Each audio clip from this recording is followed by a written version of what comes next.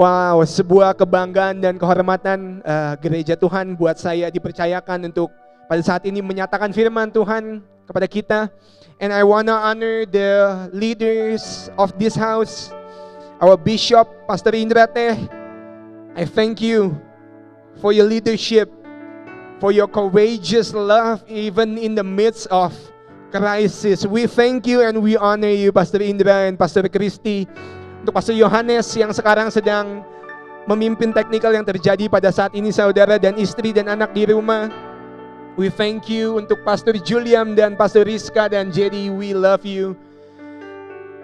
I also want to thank my wife for loving me, for supporting me. You're an amazing wife, lover, human being. I love you. Thank you so much. Pada hari ini, saudara,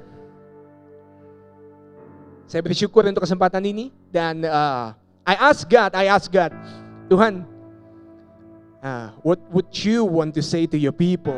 Apakah yang hendak, apakah yang rindu untuk Engkau nyatakan kepada kami anak-anak-Mu, Tuhan? Karena I am aware, saya menyadari, saudara, kalau tidak ada dari diri saya unsur yang mampu mengatakan satu kata pun untuk menguatkan saudara atau menopang atau menolong kehidupan saudara, but God is alive and He is breathing in your life. Dan kata Tuhan, Dia gak pernah tidur, Dia gak pernah lepas kendali akan kehidupan kita, amen. So God said to me, kalau He wants to bring and rain life, living waters kepada tempat-tempat di mana di hati atau di hidup kita, saudara, telah lama maut, sakit penyakit, saudara, sakit hati, depresi, frustrasi, kekecewaan, dan keresahan telah lama untuk mengambil alih di sana. I want to bring life.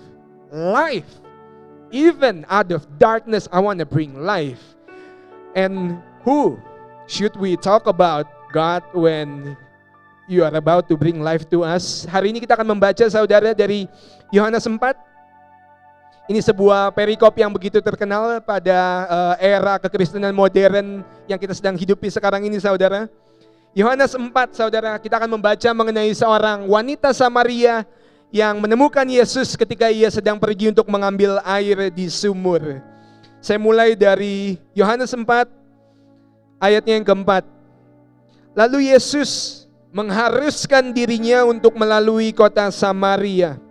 Dan di Samaria itu ada kota yang bernama Sikar terletak di mana tempat Yakub memberikan tempat itu kepada anaknya Joseph. Now, dan di situ, saudara, pada ayat yang ke-6 terletaklah sumur Yakub. Dan Yesus, karena ia letih oleh perjalanan yang jauh, saudara, ia duduk di tepi sumur itu. Dan ditulis di sini kalau it was about the 6th hour, yang artinya untuk pukul modern kita sekarang ini adalah pukul 12 siang, saudara, di tengah terik matahari. Yesus ada di situ dan dia duduk di tepi sumur untuk merefresh dirinya. Lalu kita lanjut ke ayat yang 7. Lalu datang seorang wanita Samaria kepada sumur itu hendak mengambil air. Lalu Yesus berkata kepada wanita Samaria itu, "Give me a drink." Berikan aku air.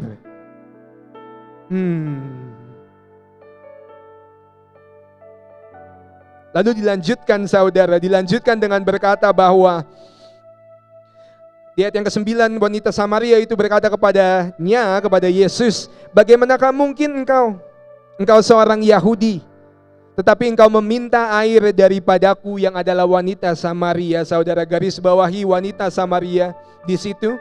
Kan itu mengandung sebuah kepentingan, saudara, wanita Samaria di situ. Lalu Yesus menjawab bahwa, "Woman, siapapun yang meminum dari air ini, dia akan menjadi haus lagi. But whoever drinks of the water that I shall give, he or she will never thirst again. But the water that I give to you, it will become a fountain of water springing up inside of you an eternal life." Lalu kata wanita itu kepada Yesus, Tuhan, berikanlah aku air itu. Di ayat yang ke-15, supaya aku dapat meminumnya dan tidak perlu haus dan datang ke sini lagi untuk mengambil air. Lalu kata Yesus di sini, saudara, Jesus said to her, Go call your husband. Panggil suamimu dan bawa dia ke sini. Lalu wanita tersebut, wanita Samaria ini berkata kepada Yesus, Aku tidak memiliki seorang suami, Guru, Rabi. Dan Yesus berkata kepadanya, Benar yang kau katakan, engkau tidak sekarang ini memiliki seorang suami, karena kau pernah memiliki 5 suami sebelumnya, dan pria yang sedang tinggal bersamamu sekarang, dia bukanlah suamimu. And then the story goes on. And God is amazing, saudara. Waktu Yesus mengangkat topik mengenai suami dari wanita ini, bukan untuk permalukan wanita Samaria ini, karena Yesus mengetahui hidup wanita ini, saudara. Tapi karena Yesus tahu ini adalah hal yang paling hancur bagi kehidupan dia. Ini adalah kegagalan, sakit hati, saudara, kepedihan dari hidup wanita Samaria ini, saudara. Bukan karena dia wanita pada zaman itu, karena wanita adalah dipandang sebagai kelas yang lebih rendah dibanding pria pada abad pertama saat itu, saudara. Dan bukan karena dia seorang Samaria, karena Samaria juga adalah sebuah keturunan dari Yahudi yang telah dicemarkan oleh bangsa musuh. Bukan karena dia Samaria atau bukan karena dia seorang wanita, dia malu dalam hidup, dia pedih akan hidup, bukan, tapi karena dia telah gagal menikah sebanyak 5 kali, saudara. And God, Tuhan bukan Tuhan yang bawa masalah kita ke permukaan untuk permalukan kita. He's not that kind of God. If you know one thing about our Bible, saudara, ini bukan hanya sekedar buku panduan mengenai hidup, ini bukan hanya sekedar aturan atau sejarah, saudara, karena ini benar terjadi. Tapi at the core of this Holy Bible ada satu unsur yang paling Allah ingin nyatakan kepada kita, ialah His love for you and I. Dan bagi Tuhan, ketika Tuhan menemukan wanita ini di sumur, Tuhan gak mau tinggal diam, saudara, akan kepedihan dia. And we'll talk more about it, about her losses, her pain, the death of hopes yang dia telah lama lalui. And let's pray before I take some 30 more minutes of your time. Bapa, kami bersyukur, Tuhan, ini hati kami, Tuhan Yesus, Yesus yang baik, Allah kami yang baik, Juru Selamat kami yang baik, Tuhan kami yang baik, Tuhan Yesus. Tuhan, Kau mengenal isi hati kami. Kau mengetahui, Tuhan, setiap hal yang kami lalui dalam hidup, Tuhan. Dan Kau tidak tinggal diam, Tuhan. Hati-Mu mengenali kami, Tuhan, mengetahui semua baik dan buruk kami, Tuhan. Tapi cinta-Mu, Tuhan, itu tidak ada kondisi, Tuhan. Itu tidak mengharapkan apa-apa, Tuhan. Sehingga hati-Mu dan cinta-Mu akan kami, Tuhan, itu terus dan tetap sekarang ini, Tuhan, mengejar kami, Tuhan. And a lot of us today, Jesus, Tuhan, banyak dari kami, Tuhan, we have found ourselves in a hard and tough or dark place. Banyak kami, Tuhan, sudah lama diisolasi di rumah, Tuhan, and it's been lonely and isolated, Tuhan. But you're still our Father. You're still our protector, God. You are still the lover of our soul, God. Jadi hari ini, Tuhan, apapun kebutuhan kami, Tuhan, Kau Allah yang sanggup, Tuhan, untuk berbicara, Tuhan, directly and specifically, Tuhan. But what our heart really craves for, God, we've been thirsty. We've been thirsty, God. So rain love, rain life on us. In Jesus' name, amen, amen, amen, and amen, amen. Saudara, though it could be a very hard time for a lot of people nowadays, saudara, I do want to remind you early in my message, kalau seberapapun beratnya hidup saudara hari ini, kalau saya boleh sedikit berani, saudara, can I remind you that your life, while you're still breathing, it is a gift. Hidup ini adalah sebuah karunia, saudara. Tuhan tidak sedang mempermainkan atau merancangkan hal yang jahat untuk kita. Never. He cares so much for you. Bahkan Petrus yang sangat sering mengandalkan dirinya sendiri, saudara, dia berkata, cast all of your anxieties upon Jesus. Karena dia begitu sangat amat peduli untuk hidup kita, saudara. Your life is a gift. It's a gift. It is.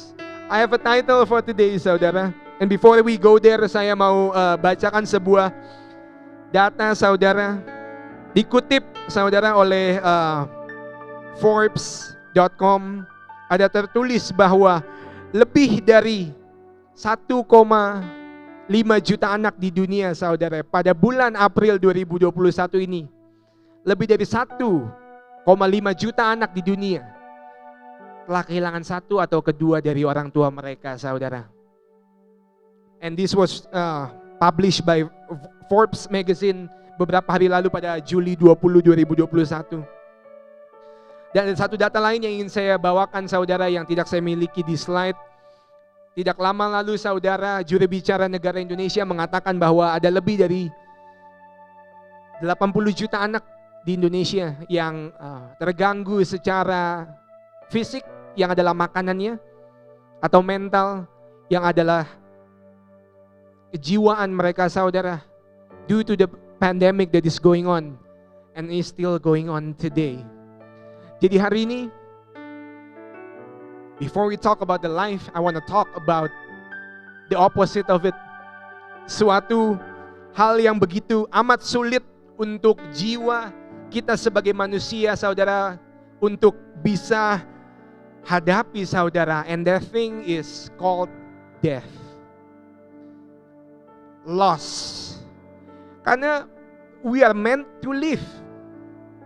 Jadi ketika kita kehilangan sesuatu atau kita kehilangan seseorang, saudara, apapun itu dalam hidup kita yang berarti bagi kita, it is as if itu bahkan, saudara, seakan-akan sesuatu atau organ yang begitu penting dari hati kita, saudara, ketika kita kehilangan sesuatu yang berarti dari kita, itu seakan dicapik dari hati kita, saudara. Sehingga when we are losing something, when we are losing a person, when we are losing someone, saudara, or a job, or a client, saudara, or a peace of mind, or a purpose in life, or a confidence because of the ongoing wave. One wave, we might be able to survive, but then another wave, and then another wave, and then another wave. And it mess with your identity as a man or a woman, and now you start to wonder because you keep on losing, and your heart, while you're living, it keeps on being exposed to the reality while you are hoping for something.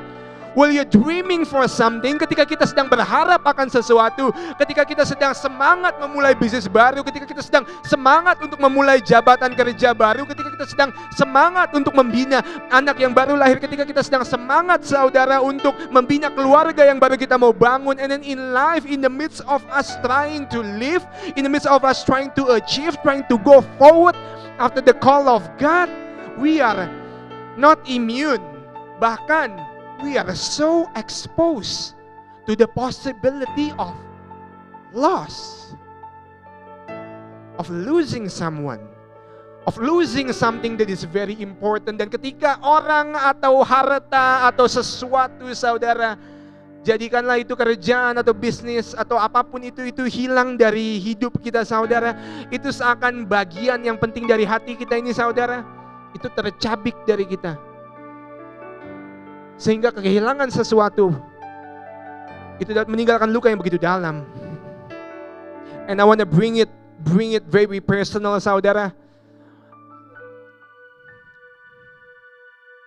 Kita percaya di gereja ini kalau Tuhan sanggup menyembuhkan dan memulihkan kondisi apapun. And that is the reason why we go to church, because we know God is, while we are on earth and breathing, in the business of redeeming His people, restoring His people. Karena kita diciptakan, saudara, kata Yeremia 1, before you were formed in your mama's womb, sebelum Anda dibentuk dari janinmu, I knew you. Sebelum aku bentuk engkau di janinmu, aku mengenalmu. Sebelum engkau dilahirkan, I set you apart for glory. So while we are on earth, And I know it is very painful at times, and I really understand and feel you. Banyak dari saudara saya dan keluarga saya dan sahabat yang saya begitu cintai, saudara itu bahkan saya sendiri begitu terdampak oleh kenyataan kita di Indonesia pada saat-saat ini, saudara. But while you are on earth today, church, we are the bearers of God's image. Jadi Tuhan gak mungkin mempermainkan hidup kita. Kalau Bapa di dunia yang jahat bisa sayang anaknya, apalagi Bapa kita di sorga, amen. So I want to tell you a bit about myself. Saya suka cerita mengenai keluarga saya, saudara. I live in a strong believing Christian family. Saya dilahirkan dan dibesarkan oleh keluarga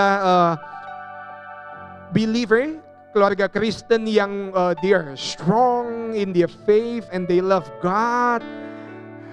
That's why I'm thankful for my mom and my family and my grandma, my sisters. I wouldn't be here tanpa keluarga yang begitu mengandalkan Tuhan seperti mereka, saudara. So I want to tell you a bit about my story, saudara. Pengalaman pertama saya dan yang terdekat kepada hati saya dalam mengalami kehilangan, saudara, kehilangan karena maut adalah sekitar 12-13 tahun, 14 tahun lalu, saudara.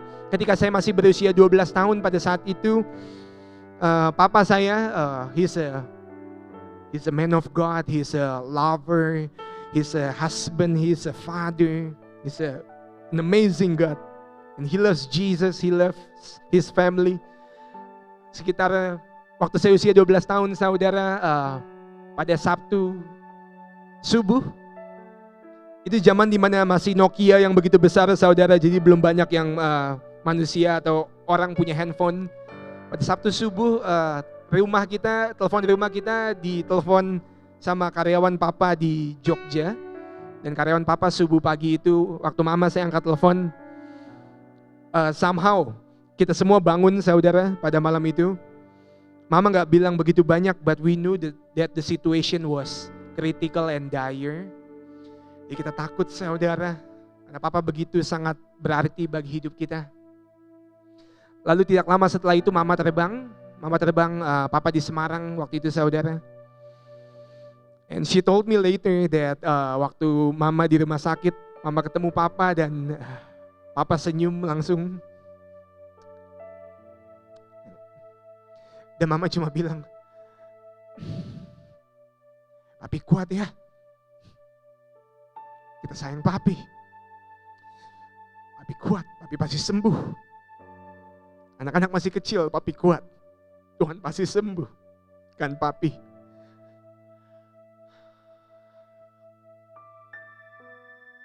They both were praying Sabtu itu, saudara. Terus Minggu subuh, oma saya yang di rumah, oma angkat telepon Minggu subuh, saudara. Ketika kita belum begitu bangun dan ketika oma angkat telepon, saya dan kakak adik saya mengetahui di situ bahwa papa telah berpulang. Because my grandma was on the floor. She's emotional. That's why I am emotional. She's a strong believer, saudara. Oma saya juga. Jadi waktu dia dengar telepon dan berita itu, oma nangis, oma teriak. Nama papa saya, saudara, oma teriak, Yosef, kita sayang Yosef. Tuhan lebih sayang Yosef. Tuhan tolong, Tuhan bantu, Tuhan besar, Tuhan jaga, saudara. Karena oma saya di orang timur, saudara, jadi cara dia bicara itu sedikit keras, saudara. Jadi kita semua bangun dan kita semua mengetahui kabar itu. Jadi Minggu subuh itu saya dan adik kakak saya bangun dengan kabar yang begitu menyakitkan. And we were silenced. Because the amount of pain yang kehilangan itu lemparkan kepada hati kita, saudara, itu begitu dalam dan begitu menyakitkan. Beberapa kehilangan dalam hidup itu begitu menyakitkan, saudara, sehingga you don't even know what to react. Some pain is so hurtful that when that thing is ripped off of your heart, you don't even know how to feel your pain. You just become numb. Jadi seakan-akan tumpul hati kita ini karena saking mengagetkannya itu, saudara. Saya masih ingat waktu itu ketika beberapa menit kita semua menerima kabar itu, belum bisa kita telan, saudara, karena saya 12, kakak saya 14, berarti adik saya 9 tahun. After crying, I didn't know, saya nggak ingat siapa yang mulai bernyanyi, saudara. Maybe it was my grandma, because she was the strongest believer in the family. Dan dia cuma bilang, "Bapa, engkau sungguh baik." And to be honest, as a kid, saya nggak bisa memahami mengapa papa saya yang bahkan belum usia 45 tahun pada saat itu, saudara, yang bekerja begitu keras buat istri dan anak-anaknya, yang melayani Tuhan setiap hari minggunya, papa dan mama, gitu dia melayani dan mengasihi. Dia pelayan, saudara, di gerejanya ketika dia masih hidup. He was a preacher too. Jadi ibadah pertama di setiap hari minggunya yang dilakukan adalah ibadah untuk para pemulung, saudara. Saya nggak bisa telan itu, saudara. Kenapa papa yang begitu baik, dari semua banyak orang yang papa jaga makan, papa begitu mengasihi orang-orang di sekitarnya, papa harus pulang.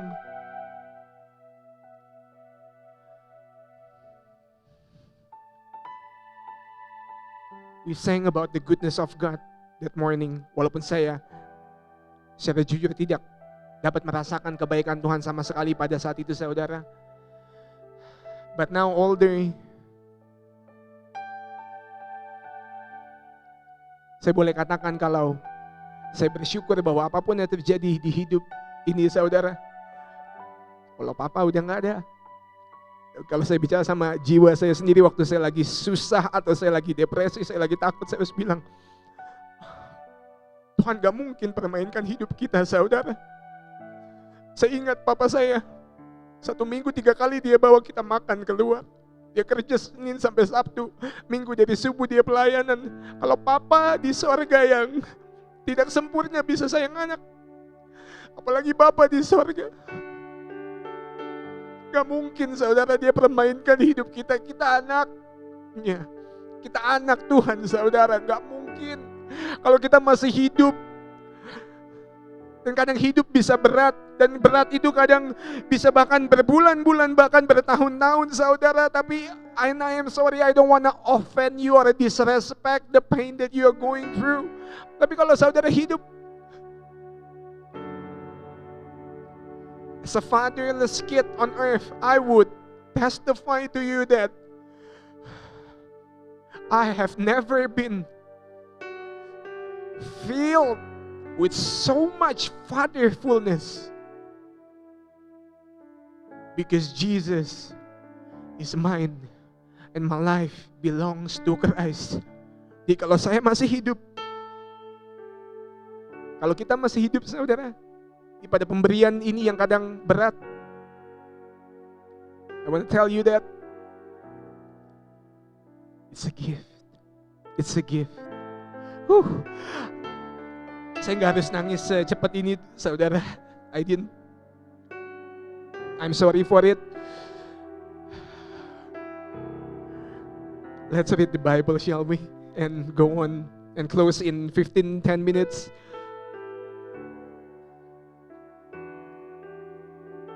Judul khotbah saya hari ini adalah My life is worth the living. Friends, brothers, sinners, managers, supervisors, janitors, workers, mothers, fathers, children of God, whoever you are, while you're still alive, can I be a brother who tell you that your life is worth the living? Don't take my word for it. Take His word for it. Dia mati bagi kita, saudara. Your life, who you are. Walau kadang kita tidak bisa terima, saudara, beberapa hal yang kita benci atau beberapa hal yang kita malu akan kelemahan kita, akan addiction kita, saudara, akan kekhawatiran kita, saudara. Your life is worth dying for. Worth dying for. So worth dying for.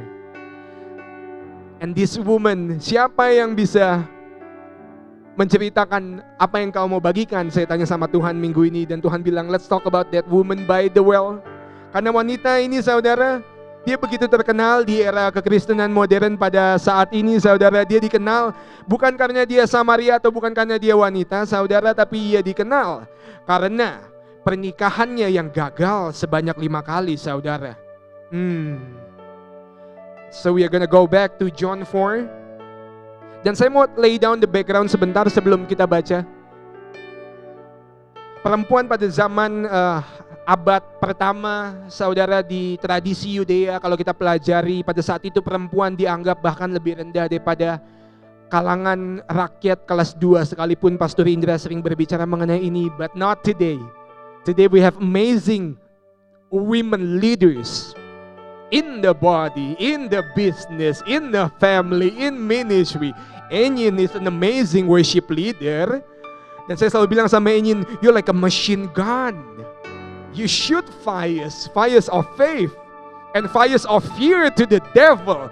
Baby girl Enyin, when you are singing, we are not scared, the devil is scared. Come on somebody. We live now in an era di mana manusia, laki dan wanita, kita diciptakan dua-duanya sesuai dengan gambar Tuhan. It's in Genesis, di Kejadian, saudara.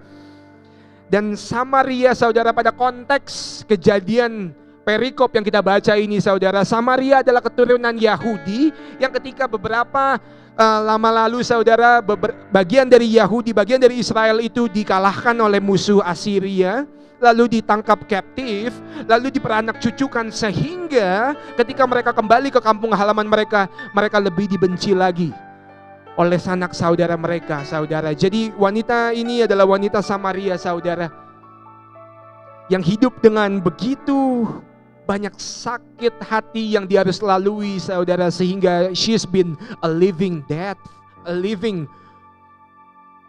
hidup, tapi gak benar-benar hidup. You are living, she was living, but she is no longer fully alive for some time. Bukan karena dia wanita atau bukan karena dia Samaria, tetapi karena dia telah gagal menikah berkali-kali, saudara. Bahkan kita mengingat berapa banyak ia gagal menikah. Wanita ini gagal menikah 5 kali, saudara. Dan lelaki yang ia tinggal dengan sekarang ini bukan bahkan suaminya. But I wanna bring a historical background to this content before we go on. Pada zaman itu, saudara, karena wanita dianggap rakyat yang di bawah kelas kedua, maksudnya lebih rendah tahtanya, statusnya dibanding lelaki, saudara. Sebetulnya perceraian itu bukanlah hak seorang wanita. Bahkan saya mengingat, saudara, karena I've been going to church since I am in my mama's womb, because she is that kind of believer. Saya mengingat dari kecil, saudara, kita suka menyebut wanita Samaria ini sebagai wanita yang kurang moralnya. Maka ia menikah berkali-kali. Tetapi sebetulnya itu tidak benar, saudara. Karena pernikahan, dan pada konteks ini, saudara, perceraian bukan adalah hak seorang wanita, melainkan hak seorang pria. Ini adalah fondasi pertama mengenai kehidupan dia, saudara. Jadi sangat amat tidak mungkin bagi wanita ini kalau dia itu adalah seorang wanita yang immoral. I will tell you why. Because karena pada saat itu, saudara, pada abad pertama, pada konteks Yudea pada saat itu, wanita sangat amat jarang ditemukan menikah atau dinikahi seorang lelaki sebanyak 2 kali, saudara. Kenapa? Karena perceraian, sertifikat perceraian yang digenggam oleh seorang wanita ketika ia diceraikan oleh suaminya, itu adalah certificate of shame. Itu adalah sertifikat malu, saudara. Artinya dia tidak layak untuk dinikahi, makanya dia diceraikan. Sehingga sangat amat jarang kita temukan wanita untuk dinikahi 2 kali pada konteks itu, apalagi 5 kali, saudara. Jadi scholars who really learn about the historical background of that condition pada saat itu, saudara, itu they propose bahwa wanita Samaria ini dinikahi sebanyak 5 kali karena bukan hanya karena dia tidak immoral, itu salah sekali, saudara. Dia dinikahi sebanyak 5 kali karena satu, kemungkinan terbesar adalah penampilannya yang cantik.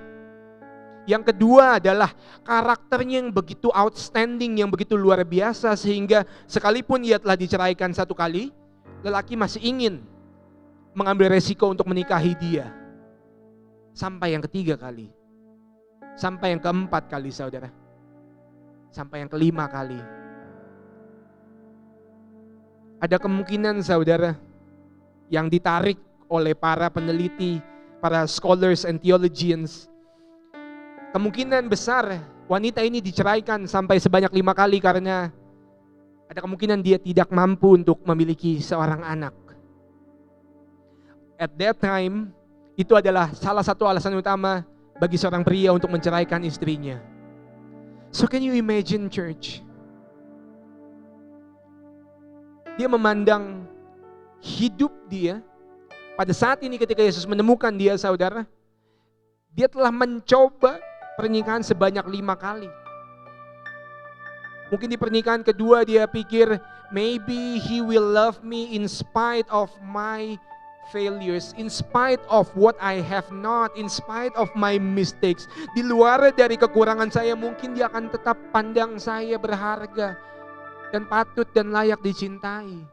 Karena gak mungkin di kali dia menikah pertama, saudara, dia akan bayangkan kalau sekarang di kira-kira usianya yang 30-an tahun, dia akan menikah, diceraikan sebanyak 5 kali, saudara. Never would a woman think of that. Mana mungkin ketika pada usia mudanya, saudara, ketika ia berdiri di hadapan suaminya, ayah ibu mereka, dan dia mengucapkan janji nikahnya, mana mungkin dia pernah bayangkan kalau sekarang di usia sekitar 30-an tahun, dia akan hidup dan telah diceraikan sebanyak 5 kali. You know, after a few attempts of dreaming, after a few attempts of believing, after a few attempts of hoping, ada satu waktu di mana hati kita just decided to stop. Have you ever felt like that before? Something just died. Kemampuan kita untuk bermimpi lagi, kemampuan kita untuk berharap lagi, kemampuan kita untuk berangan-angan lagi, kemampuan kita untuk, you know, go after what we want to go after, kemampuan kita untuk berekspektasi, saudara. Ketika kita digagalkan, ketika kita begitu berharap dan kita digagalkan lagi dan lagi, saudara, something just died inside of you. Because the pain that it costs your heart, saudara, sakit yang diakibatkan oleh kekecewaan, sakit yang diakibatkan oleh kekhawatiran yang lama dan terulang terjadi, saudara, sakit yang diakibatkan oleh pengharapan yang gagal datang, ekspektasi yang kejadiannya jauh terbalik, saudara, dari harapan atau bayangan saudara. Ketika kita lama hidup dan berharap, and after some disappointments, your heart, hati kita ini memiliki defense mechanism, saudara, yang just shut something down so that we don't have to feel the pain. Bayangkan, saudara, 5 kali dia berdiri di pelaminan itu untuk berharap, maybe this time, terlepas dari kelemahan dan apa yang tidak saya punyai, dia akan pandang saya berharga, dia akan jaga saya. Dan mudah bagi kita untuk menganggap dia insecure, tidak dapat berdiri sendiri, sehingga dia sekarang tinggal dengan seorang pria yang bukan suaminya. Tapi tahukah saudara bahwa pada zaman itu pernikahan bagi wanita adalah sebuah way of life to sustain her living. Karena tanpa seorang suami, wanita pada zaman itu begitu terekspos akan resiko, yang pertama kelaparan karena tidak mampu untuk bekerja, Atau yang kedua, saking miskinnya dia saudara, wanita yang tidak memiliki suami, tidak memiliki pelindung, itu memiliki resiko untuk dijual sebagai budak, sebagai hamba. Karena pria, suami adalah penjaga saudara pada zaman itu. So to sustain, supaya dia gak dijual saudara. She endures living with this man. And let's talk about what happened when Jesus came to her story saudara. Yohanes 4. Yohanes 4 saudara. Yesus bilang bahwa, "Woman, give me water. Give me a drink." Pada ayat yang ke-7. Lalu lihat yang ke-9. Samaria ini, wanita ini saudara bertanya kepada Yesus, "Tuhan, apa yang kau sedang pada buat?" Karena orang Yahudi tidak memiliki urusan dengan wanita Samaria seperti saya. Lalu Yesus go on. They go on saudara. Dan Yesus gak kasih dia quote-quote penguatan. Tuhan gak kasih dia memes saudara yang you can do all things through Christ. Karena Tuhan mengenal Tuhan hatinya dia yang sudah hancur. Sudah terlalu lama saudara. Dia hidup tapi seperti orang mati saudara. What has been dead inside of you? What happened during this time? Saudara, meski kita hidup dan bernafas sekarang ini, but the pain that we have gone through in life just didn't kill our life, but kill something in our soul. Yesus mengetahui saudara, the desperation. Ketika Yesus berbicara mengenai Yesus yang adalah air hidup, wanita ini langsung bilang, "Berikan aku air itu." Ada pukul 12 siang ini saudara. Ini waktu yang paling terik pada zaman itu, waktu yang paling terang saudara. Tetapi bagi hati wanita ini, di terik yang paling terang pada jam dan saat itu adalah waktu yang paling menyakitkan, yang paling gelap bagi dia saudara. Karena ini waktu yang paling memalukan bagi dia. Karena satu kota mengetahui dia telah diceraikan 5 kali saudara. Walaupun itu terang bagi dia saudara, tapi itu ada bagi hari itu, tapi bagi hatinya saudara itu adalah hal yang paling gelap. Satu-satunya tempat buat dia ambil air. Dan Yesus mengetahui her desperation for not just regular water, but her desperation of a living water. Dan Yesus gak menjauh saudara. Dan yang paling menarik adalah ketika wanita ini meminta Yesus yang adalah air hidup. Tapi wanita ini belum tahu mengenai itu pada saat itu. Yesus, He went right after her issue.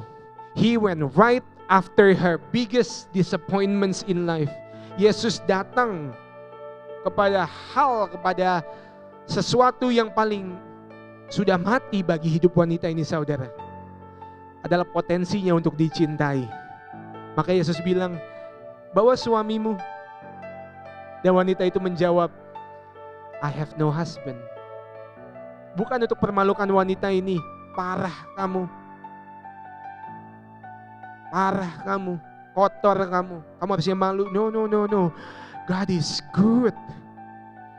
Dia bukan cuma di surga bertahta and in charge and in control saudara, tapi dia juga di sini saudara, dekat dia di hati kita saudara, ketika ia bawa kita saudara untuk berhadapan dengan hal yang paling tidak kita banggakan dari diri kita. And we all have our own battles, we all have our own disappointments, we all have our own poisons. Dan ketika Yesus bawa kita saudara untuk menghadapi masalah atau kemaluan saudara, atau kepedihan yang terbesar bagi hidup kita saudara, itu bukan untuk permalukan kita. It is to let us know that, child, I know that you have been trying. I know that you have been putting down all your efforts. Wanita ini menikah 5 kali, dia percaya kalau ada seorang pria yang akan mencintai dia apa adanya dan mengasihi dia, menjaga dia, walaupun ia bercela. Walaupun mungkin ia tidak bisa mengandung, walaupun mungkin dia semua kelemahan lainnya saudara. And God knows that you have been trying all of your best time and time. That's why you are now dealing with things. Ada beberapa kesakitan saudara yang tidak bisa kita hindari. Salah satunya adalah rasa sakit ketika kita kehilangan seseorang yang kita cintai, yang kadang itu pastinya di luar kendali kita saudara. Ketika kita kehilangan profit atau klien atau pekerjaan, bahkan bagi beberapa kita di tengah ini saudara, oh the pain that is eating up your heart, God knows that. Dan Tuhan gak tinggal diam saudara, Tuhan mau berbicara mengenai bahkan hal yang paling menyakitkan sekalipun bagi hati kita. God is so good. Dan Tuhan berbicara dengan wanita ini, dia berbincang-bincang. Bahkan sebelum mereka mengakhiri perbincangannya saudara, mereka berbicara mengenai worship, penyembahan. Isn't God amazing? Dia gak berbicara teologi penyembahan kepada seorang guru atau rabi di rumah ibadat saudara. Gak kepada seorang kaisar atau kepada seorang perwira. Tapi seorang wanita yang tidak pernah dipandang siapapun lagi. Untuk sekian lama di hidupnya, Yesus berbicara mengenai the art, the theology, the heart behind worship. Worship dari bahasa Yunani, bahasa Greek yang diambil di situ adalah kata proskuneo. Proskuneo. Sebelum mereka berbicara mengenai worship, kita sudah sebut bahwa Yesus menanyakan kepada dia, di mana suamimu? Kalau kita lihat slide sebelum ini, wanita itu berkata bahwa I have no husband. Dan tidak memiliki suami di sini artinya saya tidak memiliki seorang pria, suami yang menganggap diri saya ini penting untuk dikasihi. Yang telah mati bagi dia adalah pengharapannya dia untuk dikasihi, pengharapannya dia untuk dicintai saudara, pengharapannya untuk dinilai berharga. Meski ada celah yang dia miliki saudara, meski ada kekurangan yang dia miliki saudara, yang telah mati dari dia adalah harapan dia untuk dicintai saudara apa adanya. Dan Yesus berkata kepada dia ketika mereka discuss worship. To make it short and to close this quickly in a bit. Kata worship di situ saudara, proskuneo. Yang pros artinya adalah untuk datang mendekat. Dan kuneo artinya untuk membawa cinta, kasih, dan ciuman. You know saudara, dalam arti lain di sini Yesus sedang berbicara kepada wanita ini. Can you come to me and bring to me your biggest hurt, your biggest block of disappointment that has hindered you from ever believing again, your biggest death of dreams, saudara, mungkin harapan akan pernikahan yang baik, mungkin harapan akan bisnis yang baik, mungkin harapan akan pekerjaan yang baik, mungkin harapan atas beberapa aspek dalam kehidupan karir atau perkuliahan saudara. What is your biggest death?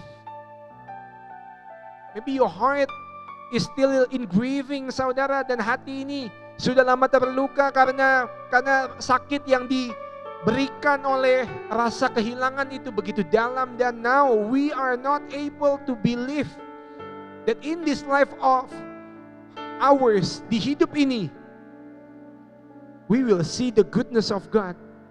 Karena penyakit, karena sakit yang telah dibiarkan terjadi kepada hati kita saudara, membawa hati kita kepada postur ini saudara. God is saying to us today, I wanna reign life. I wanna bring life kepada tempat-tempat, area-area dalam hidup saudara yang sudah lama mati.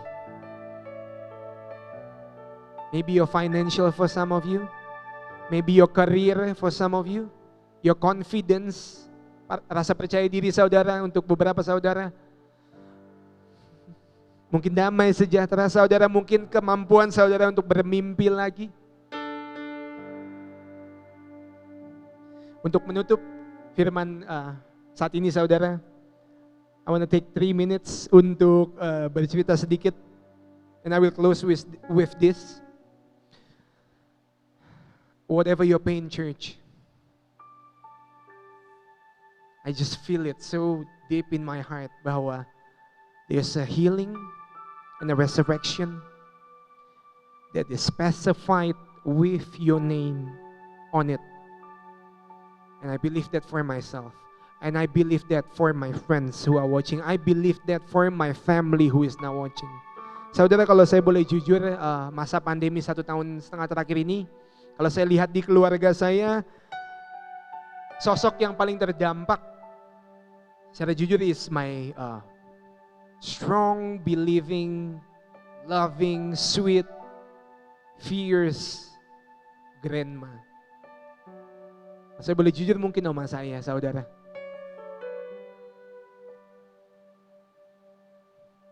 We can take the photo down now and we can go back to it later. Karena grandma saya, saudara, she is a strong believer like I said. Tapi tahun lalu, saudara, tepat tahun lalu I think, itu adalah salah satu akhir dari masa tergelap dalam hidup saya, saudara. I have gone through a hard, depressing time. Dan 2-3 bulan setelah COVID, saudara, itu begitu berat. Mengelola bisnis begitu berat, pekerjaan begitu berat. Di tengah rasa takut saya, saudara, saya telepon oma. Dan saya bilang, "Mak," saya nangis di situ, saudara, karena saya begitu khawatir akan hidup. Ini berat banget. How can we survive? How can we boro-boro profit deh, aduh, cukup aja supaya bulan-bulanan gak begitu berdarah. Secara company itu udah syukur. Saya begitu khawatir dan saya telepon oma saya, saudara. She is sweet and loving and gentle, yet she is a fierce woman of God. Saya suka bercandain dia waktu saya masih tinggal dengan dia, saudara. Saya suka bilang, "Oma, kalau kita doa kadang kita suka nangis, apapun alasannya. Tapi kalau oma doa, saya yakin iblis pada nangis karena you are just faithful and strong like that, yet sweet." Saya telepon sama saya tahun lalu, saudara. Saya nangis, saya bilang, "Oma, saya takut, Jo takut.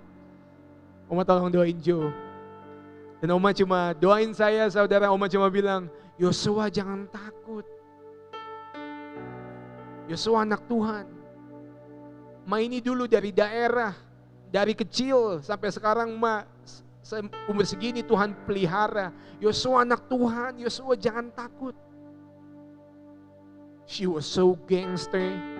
She was so fierce dengan iman dia, saudara. Begitu kuat iman dia, dia bilang, "Jangan takut, pasti Tuhan pelihara." Tapi awal tahun ini, saudara,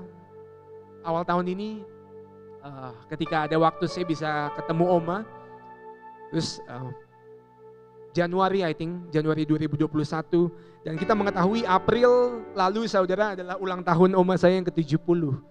Jadi istri saya bilang, kita harus buat oma merasa begitu spesial karena oma begitu berharga dan berarti buat kita. Dan dia di usia 70 tahun. You know, waktu Januari saya bilang ke dia, "Kita nanti rayain oma ya, oma ulang tahun." Saya sedih, saudara, karena di COVID ini pada keluarga saya pribadi, oma telah kehilangan lebih dari 5 saudaranya karena pandemi ini. Sehingga waktu kita bilang sama oma, nanti kita rayain ya, kita sayang oma. Itu cuma Januari ke April, berarti 3 bulan. Dan oma cuma bilang, "Ya, kalau oma masih ada ya." Dan di situ hati saya sedih, saudara. Lalu April datang dan kita merayakan oma. And the foto yang tadi, we were so happy and stuff. Tapi secara lebih jujur lagi, saudara, to be honest, 3 weeks ago, my sister texted me telling me that oma is infected and she is 70 years old. Itu saya mau meeting panjang seharian hari itu, saudara. 5 menit sebelum meeting saya dengar itu, jadi hati saya drop. Semalam langsung saya telepon Oma. Saya telepon Oma, Oma apa kabar? But you know what I heard in the middle of her sickness? Suaranya serak saudara, tapi Oma cuma bilang sama saya, Oma sehat. So jangan takut. Kita anak Tuhan. Tuhan pelihara.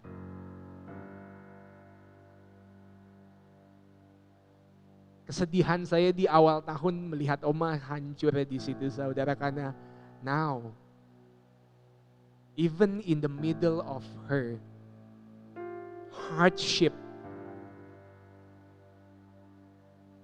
Tuhan bisa begitu menemukan dia saudara. Walaupun saya khawatir saudara, beberapa minggu lalu ketika saya telepon Oma,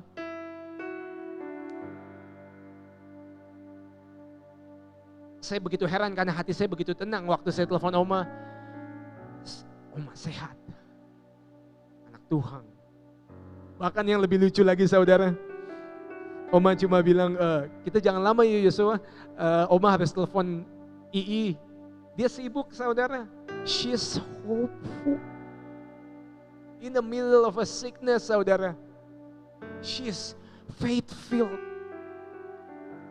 And I told God, kalau saya masih bernafas, let me live, let me dream, let me go forward, let me believe that my life is worth the living. Your life is worth the living. Saya mau berdoa untuk 2 orang saudara hari ini. Grup pertama yang ingin saya doakan adalah for those who have never, buat setiap saudara yang belum pernah memberikan hidup saudara kepada Tuhan. Dan saudara rindu untuk to claim Jesus to be a Savior. We're gonna pray for you. Dan golongan kedua adalah buat saudara yang merasa bahwa you've been living but you have not been alive for a long time. You just wanna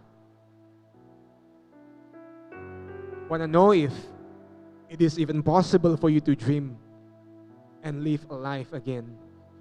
Let's pray. Tuhan, ini hidup kami Tuhan, kami serahkan kepadamu Tuhan. Kau lihat hati yang sedang menyerahkan hidupnya kepadamu Tuhan. God, it is the best decision they can ever do to themselves. Their lives are worth the living. They're your sons, they're your daughters.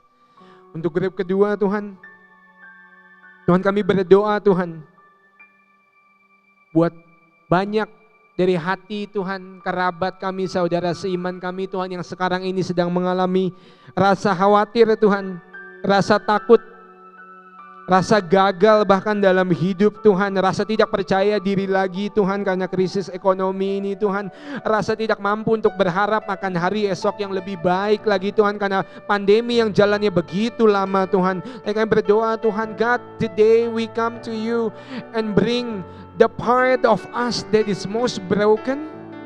And you know our hearts God, that's why when we come to you and bring to you God, hal yang telah mati lama dari hidup kami Tuhan, you will kiss that and life will come out of it. Dari gelap akan terbit terang, dari maut akan bangkit hidup. In the beginning the earth was dark and without form and void, and God created life. So if you are in the middle of a darkness today, we bring to you God all of the disorder, semua ketakutan dan khawatir kami, semua yang telah mati dari hati kami Tuhan. We bring it to you Jesus. Do what only you can do God. In Jesus' name.